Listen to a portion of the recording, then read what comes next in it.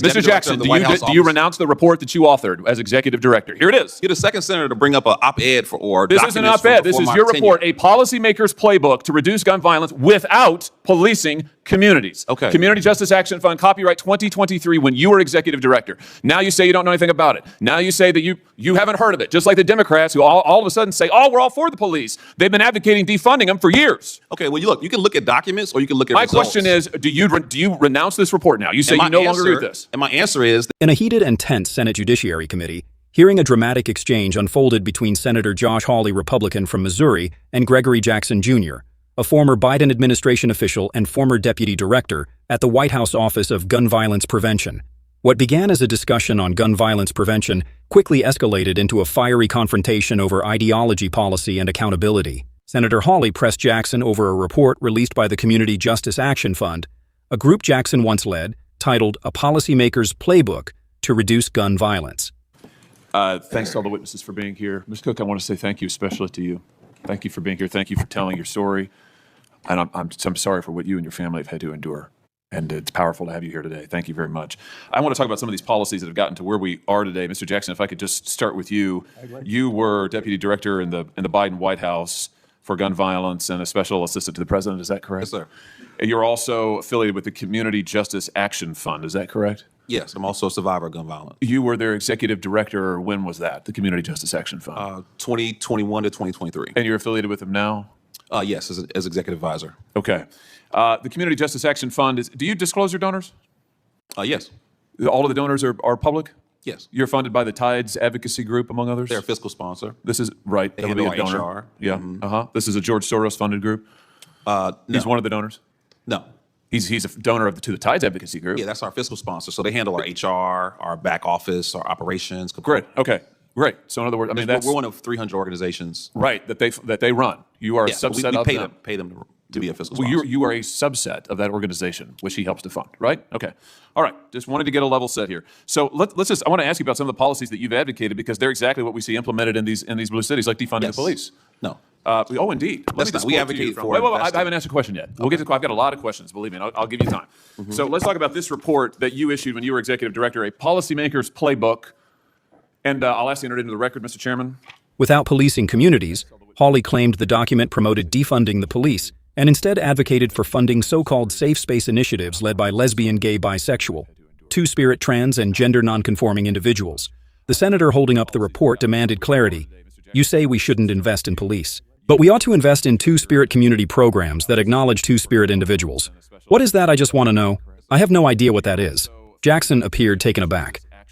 Struggling to answer directly, he responded, well, I don't know exactly. If you look at the report, the focus is on investing in violence intervention, outreach workers, victims services. But Hawley wasn't satisfied. He pressed harder, accusing Jackson of pushing ambiguous and ideological agendas instead of practical solutions. You don't have any solutions. Hawley fired back. You want to invest in gobbledygook and take away money from police officers who actually keep our communities safe. The tone of the hearing shifted sharply as voices rose. Mr. Jackson, do you renounce the report that you authored as executive director? Here it is. You're the second senator to bring up an op-ed or this is an op-ed. This is your report, a policymaker's playbook to reduce gun violence without policing communities. Okay. Community Justice Action Fund, copyright 2023, when you were executive director. Now you say you don't know anything about it. Now you say that you haven't heard of it, just like the Democrats who all of a sudden say, oh, we're all for the police. They've been advocating defunding them for years. Okay, well, you can look at documents or you can look at results. My question is, do you renounce this report now? You say you no longer agree with this. And my answer is that I led the efforts to invest $42 billion in law enforcement. You've advocated defunding the police as executive director of an organization that you still lead and are affiliated with. Never see me advocate for that directly. What you see me advocate for is a comprehensive approach to reducing violence. Right, the comprehensive approach is defunding the police, which is what this says. The entire time. This is so typical of what the Democrats do now. After your policies have transparently failed and led to the deaths of millions of Americans, now you say you've never heard of defunding the police. Your own report recommends it on page after page after page. Let me ask you about something else you say. Jackson, visibly emotional, pushed back, revealing a deeply personal connection to the issue. As somebody who's been shot and nearly killed, I take offense that you would think that the last 13 years were not focused on reducing violence, Jackson shouted. But Hawley stood firm, raising his voice in return. I take offense that you deny your own words and lead this committee astray. Your policies are absurd. They're absurd. The shouting match laid bare a deep ideological divide, one that's become emblematic of America's ongoing debate over gun violence prevention and law enforcement reform. On one side, lawmakers like Hawley argue that defunding police or redirecting funds toward untested social programs weakens community safety. On the other, advocates like Jackson believe that addressing root causes of violence through community-based initiatives and inclusion efforts offers a more sustainable path forward. But at the heart of this confrontation lies a key tension. Here's what you say we ought to invest in. Instead of funding the police, here's what we ought to invest in. We need to invest in programs that acknowledge the need for safe space initiatives led by lesbian, gay, bisexual, two-spirit, trans, and gender nonconforming people.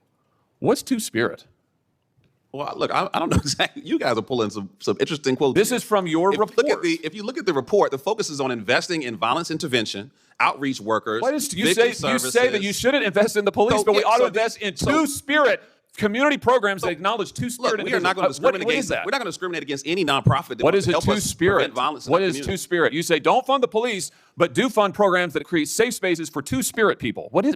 I just want to know. I don't know what that is. I have no idea what that is. Well, I honestly, I'm not completely aware of the language or you the wrote the of how that was report. written. But what I'm telling you is that what is a two-spirit individual? I mean, really, this is your policymaker's playbook. You are the witness called by the Democrats on this committee, so I assume you reflect their views. Well, you don't want to fund the police. You want to fund safe spaces for two-spirit individuals.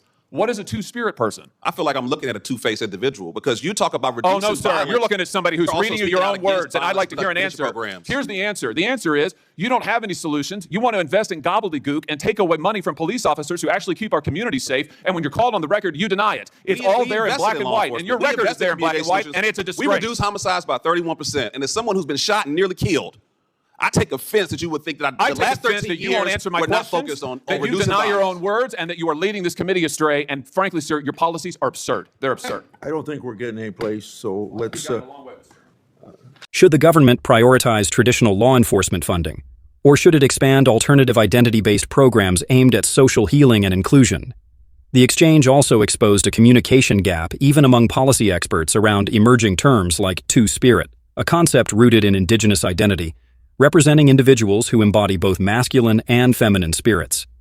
Yet as Hawley's questioning showed, many Americans, even policymakers, remain uncertain about how such identities fit into public safety strategies. This confrontation wasn't just about definitions, it was about direction. Are policymakers focusing too much on symbolic inclusion or not enough on practical safety? Is the debate being shaped by ideological narratives rather than data-driven results? As gun violence continues to rise across cities, both sides agree on one thing: something must change. But how that change is defined remains the true battleground.